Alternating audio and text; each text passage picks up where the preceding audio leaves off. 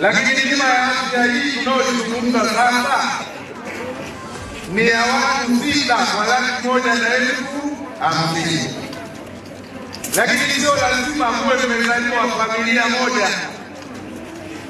Kwa hiyo kama mimi nina mke na watoto wangu wawili, jumla tuko wangapi? Watatu. Mimi, mke na watoto wawili, tunakuwa 4. Bado watu wangapi? Kwa hiyo ninaweza kuchukua mfanyakazi wangu wa ndani akawa familia yangu, akawa na magari, nikamchukua na mlinzi wangu nikampa familia yangu, anakuwa wangapi? Kwa hiyo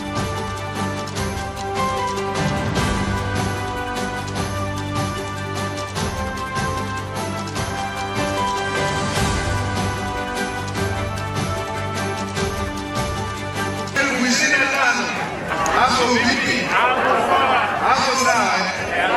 Kwa hiyo hakutakuwa tena na malalamiko.